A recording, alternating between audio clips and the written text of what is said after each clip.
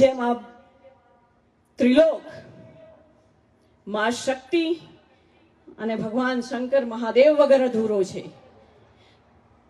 જેમ આ બંને ત્રિલોકને જે રીતે ચલાવે છે, જે રીતે સંચાલન કરે છે, એ રીતે અર્ધનારીશ્વરનું સ્વરૂપ આપણાને એટલે જ બતાવવામાં આવ્યું છે કે આ સંસાર નારી વગર અધૂરો છે. અને જ્યારે નારીનું અપમાન થાય છે ત્યારે આ કોઈ એક જાતિનું અપમાન નથી, પરંતુ સર્વ ધર્મ, સર્વ દેશ, સર્વ જ્ઞાતિ, ત્રિલોકનું અપમાન છે. જે ધર્મ માટે ક્ષત્રિયો અને ક્ષત્રિયોની સાથે સાથે બ્રાહ્મણો, કારણ કે આ બંને એકબીજાના પૂરક છે. ઇતિહાસ ઉઠાવીને જોઈ લો, ગીતાના શ્લોક હોય, મહાભારત હોય, રામાયણ હોય, ક્યાંય પણ હોય, કહેવાય છે કે અગ્નિ અને પવન દરેકની દશા અને દિશા બદલી નાખે, અને આ અગ્નિ અને પવન એટલે બ્રાહ્મણ અને ક્ષત્રિયોની એકતા છે. જ્યાં સુધી આ એકતા હશે ત્યાં સુધી ફક્ત હિન્દુ ધર્મ નહીં, આ વિશ્વના કોઈ પણ ધર્મને પોતાની જાતને અસુરક્ષિત મહેસૂસ કરવાની જરૂર નથી. કારણ કે જ્યાં સુધી આ બંને છે ત્યાં સુધી આખું વિશ્વ સુરક્ષિત છે. વિશ્વ કોઈ પાર્ટી, આ દેશ કોઈ પાર્ટી સુરક્ષિત નથી રાખી શકતી, કોઈ વ્યક્તિ સુરક્ષિત નથી રાખી શકતો. આ વ્યક્તિ, આ પાર્ટી આપણે જ બનાવી છે. અને હું એટલે વારંવાર કહું છું કે પાર્ટીઓ આવશે જશે, કદાચ નવી પણ કોઈ પાર્ટીઓ બનશે, પરંતુ આપણે કોઈ પાર્ટીઓ ઉપર નિર્ભર નથી, પાર્ટીઓ આપણી ઉપર નિર્ભર છે. મિત્રો, પાર્ટીઓ આપણી ઉપર નિર્ભર છે. અને જ્યારે પાર્ટીઓ આપણી ઉપર નિર્ભર હોવા છતાં આપણા ઘરની માં, બહેન, દીકરી, આપણા ઘરની સ્ત્રીઓ નારીનું અપમાન કરતા હોય અને અપમાન કર્યા પછી માફીના સૂર પણ એવા હોય કે જાણે પોતે આપણી ઉપર એહસાન કરતા હોય, અને તેમ છતાં એ પાર્ટીના મુખિયા કાન બંધ કરીને તમાશો જોતા હોય ત્યારે એને મુખિયો કહેવો ને, એ જ ખૂબ શરમની વાત છે. તમને બધું દેખાય છે પણ આ નારીનું અપમાન નથી દેખાતું. તમને કોંગ્રેસ શું કરે છે, તમને આમ આદમી પાર્ટી શું કરે છે, તમને અપક્ષ શું કરે છે, બધું જ દેખાય છે, બધું જ સંભળાય છે. તમે તો એમ કહો છો કે આ દેશના ખૂણામાં કંઈ પણ થતું હોય તો હું ચોકીદાર છું. તો ચોકીદાર સાહેબ, આટલા બધા ક્ષત્રિયો, અને એમાં પણ આ ક્ષત્રાણીઓ જે ઘરની બહાર ક્યારે ના નીકળતી હોય, નારીઓ ઘરની બહાર ક્યારે ન નીકળતી હોય, એમણે બહાર નીકળીને તમને અવાજમાં લગાવી પડે, અને તેમ છતાં તમે આવીને ઉભા ના રહેતા હોય તો અમારા માટે તમે આ દેશમાં શું કામના? હું તમામને કહેવા માંગીશ, જે લોકો આ મંચથી મને સાંભળી રહ્યા છે, મારા બ્રાહ્મણ બંધુઓને પણ, કે આપણી લાગણી અલગ વિષય છે, પણ જ્યારે ધર્મની વાત આવે છે, જ્યારે નારી સુરક્ષાની વાત આવે છે, ત્યારે ઇતિહાસ ઉઠાવીને જોઈ લેજો. ચાહે રામાયણ હોય, ચાહે મહાભારત હોય, એની શરૂઆત નારીના અપમાનથી થઈ છે અને વિરોધીઓનું પતન થયું છે.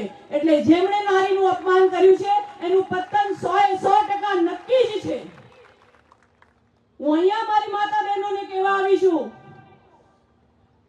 કે આ કોઈ ભાષણ નથી, આ ખરેખર હૃદયની લાગણી છે. હવે આપણે બહાર નીકળીને સુકાન સંભાળવાનો વારો આવ્યો છે. આપણે આપણી આજુબાજુમાં જ્યાં પણ આપણા સંપર્કો છે એમને જાગૃત કરવાનો વારો આવ્યો છે. કારણ કે ધર્મમાં, જેમ મેં કીધું કે અર્ધનારીશ્વર છે જે ત્રિલોકનું સંચાલન કરે છે. આપણા ભાઈઓ તો રોડ ઉપર લડી જ રહ્યા છે, પણ જે નાકે, જે સોસાયટી, જે ગલીમાં, જે સગા સંબંધીઓની સાથે આપણે રહીએ છીએ એમને જાગૃત કરવાનો અને એમને ખરી અને સાચી દિશા બતાવવાનો આ સમય આવી ગયો છે. હું પોતે પણ એક સમય હતો જ્યારે આજ ભારતીય જનતા પાર્ટીમાં હતી, મારો આખો પરિવાર હતો, જનસંઘ થી બની જનતા પાર્ટી અને જનતા પાર્ટી થી બની ભારતીય જનતા પાર્ટી. આ કેસરીઓ આપણે એમને સાચવવા માટે આપ્યો તો. આ કેસરી એમની જાગીર નથી. એમણે તો આ કેસરિયાને પણ નથી સાચવ્યો, એને પણ લજવી નાખ્યો છે. ધર્મની વાત હોય તો નથી ધર્મને સાચવ્યો, નથી લોક લાગણીને સાચવી, નથી સમાજને સાચવ્યા. એમણે કર્યું છે તો સમાજને, ભાઈઓને અંદર લડાવવાનું જ કામ કર્યું છે અને આજે પણ એ કરી રહ્યા છે. ક્ષત્રિય સમાજની આ લડાઈ ચાલુ થઈ ત્યારથી હું જોઉં છું કે ઘણી બધી જગ્યાએથી આપણા જ અંદરના લોકોના વિડીયો સ્પ્રેડ કરવામાં આવતા હોય, કોઈ બ્રાહ્મણ સમાજમાંથી પણ કરવામાં આવતા હોય, અને એટલે જ કરવામાં આવે છે કે આખી અડાડે અડાડ વર્ણને ખાતરી છે કે ક્ષત્રિય અને બ્રાહ્મણ સમાજ એમનું રક્ષણ કરશે ને જ્યારે એ બોલશે ત્યારે પેલા લોકો સાંભળીને એનું અનુકરણ કરશે. અને એટલા માટે લોકોને ગુમરાહ કરવા વિડીયોઝ બનાવવામાં આવે છે. એટલે આ મંચ ઉપરથી તમામને બે હાથ જોડીને મારી વિનંતી છે કે આવા કોઈ પણ ખોટા વિડીયોને, ભ્રામક વિડીયોને મહત્વ ના આપશો. તમારા દિલ પર હાથ રાખજો. તમારા ઘરના ભૂલકાને જોજો, તમારા ઘરની નારીને જોજો, તમારા ઘરની બેટીને જોજો, તમારા પડોશમાં જોજો. અત્યાર સુધીમાં જે કઈ અત્યાચાર થયા છે એને યાદ કરીને પછી જ 7મી તારીખે મતદાન કરવા જજો. હું જાણું છું કે અહીંયા મારી જેમ ઘણા બધા છે જે પહેલા ભારતીય જનતા પાર્ટીમાં હતા, કે આજે પણ છે અને લાગણી ધરાવે છે, પણ લાગણીના વહેમમાં વહી અને સ્ત્રીના અપમાનને, આપણી મા બેન દીકરીઓને અપમાનને સહન કરીએ એ ક્ષત્રિય અને બ્રાહ્મણ સમાજ નથી. અને જો આજે અમને નહીં રોકીએ ને તો આજે તો અપમાન કર્યું છે, કાલે ખબર નહીં આપણા ઘરની સ્ત્રીઓની ઉપર હાથ નાખવા પણ પહોંચી જશે. અને એ સમય જ્યારે આવશે ને ત્યારે બહુ અઘરો સમય હશે, કારણ કે હવે આ લોકશાહી આવી ગઈ છે જ્યાં બ્રાહ્મણો પાસેથી એમના શાસ્ત્રોને બાજુ કરવામાં આવ્યા છે અને ક્ષત્રિયો પાસેથી એમના શસ્ત્રો પણ બાજુ કરવામાં આવ્યા છે. ઇંગ્લિશનું મહત્વ એટલું વધારી દીધું કે બ્રાહ્મણો એમની પાઠશાળા ભૂલી ગયા છે અને લોકશાહીમાં ક્ષત્રિયોના હથિયાર મુકાવી દેવામાં આવ્યા છે. અને જ્યારે આ બે વસ્તુ ના હોય ત્યારે લોકશાહીની ઢબે જ્યારે લડવાનું હોય ત્યારે આપણી પાસે એકમાત્ર હથિયાર છે અને એ છે આપણા વોટનું હથિયાર.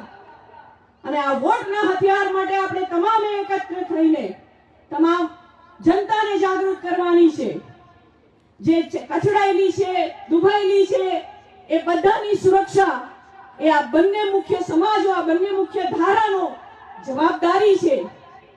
માથે પાઘડી અને જનોઈ આ બંને વસ્તુઓ એટલા માટે આ ધર્મને આપેલી છે, આપણાને આપેલી છે કે આપણે કઈ રહેનાર, આપણી સુરક્ષામાં રહેનાર નાનામાં નાનો વ્યક્તિ, કોઈ પણ સમાજનો હોય, કોઈ પણ જ્ઞાતિનો હોય, એની સુરક્ષા એ આપણી જવાબદારી છે.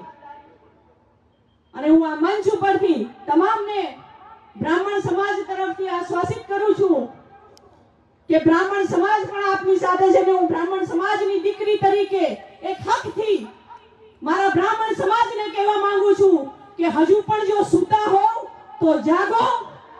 આ સમય એકતાથી, સહકારથી ખોટા લોકોને કાઢવાનો સમય છે અને બતાવવાની જરૂર છે કે પાર્ટીઓ આપણાથી છે, આપણે પાર્ટીથી નથી. એ ચાહે કોંગ્રેસ હોય, ભાજપ હોય કે કોઈ પણ પાર્ટી હોય. જો કોંગ્રેસ 70 વર્ષ હતી આપણે બદલીને ભારતીય જનતા પાર્ટીને લાવ્યા હતા, તો ભારતીય જનતા પાર્ટીને 10 જ વર્ષ થયા છે. એને પણ ભગાડી શકીએ છીએ. અશક્ય કશું નથી. આપણને ઘણું બધું ડરાવવામાં આવે, વિડીયોઝ બતાવવામાં આવે, આપણે 7% છે ને બ્રાહ્મણ 3% છે, 10% થઈને કરશો શું? અલા ભલા માણસ, જ્યાં બ્રાહ્મણ અને ક્ષત્રિય ભેગા થાય ને તો 10% નહીં, 1% પણ બ્રહ્માંડ હલાવી નાખે છે. શ્રી રામ અને પરશુરામનું ઉદાહરણ છે. પણ આ લોકોએ આ બે સમાજ ઉપર ધીમે ધીમે ધીમે કરીને એટલા વાર કર્યા છે કે તમે નેતૃત્વ ન કરી શકો, કારણ કે જો બ્રાહ્મણ અને ક્ષત્રિય ભેગા થઈને નેતૃત્વ કરે છે તો આ સમાજ સુખી, સંપન્ન અને વસુંધરા બનીને રહેશે. પરંતુ આ વસુંધરા બને તો એમના રાજકીય રોટલા ન શેકાય મિત્રો. અને આ રાજકીય રોટલા શેકવા માટે વારંવાર થતું અપમાન જે આપણું છે એને આપણે જવાબ આપવાનો છે. આપણા ધર્મની વાત કરીએ તો મેં જોયું છે, હું ગઈકાલે જ વાત કરતી હતી અમારા ઉમાબા સાથે, કે આપણને ઘણા બધા સંકેતો આપવામાં આવ્યા. ચાહે મહાકાલ માં અગ્નિ અને ત્યાં નવું બનાવેલું પ્રાંગણ તોફાનમાં તૂટી જતું હોય, દ્વારકાની ધજાની વાત હોય, પાવાગઢ માતાના મંદિરનું પ્રાંગણ હોય કે પછી કેદારનાથ હોય, આ બધાએ વારંવાર આપણને સંકેત આપ્યા છે કે ઉઠો, હવે એક થવાની જરૂર છે, પાર્ટીઓ પર નિર્ભર રહેવાની જરૂર નથી. પરંતુ જ્યારે આપણે તો પણ નહીં જાગ્યા અને ભાજપ પ્રેમમાં રહ્યા એટલે છેલ્લા આ ભાઈની જબાનને ભગવાને લપસાઈ, અને લપસાઈ એટલા માટે કે આવો આપણે બધા ભેગા થઈએ અને એક જ અવાજે ફરી એકવાર કહીએ, જય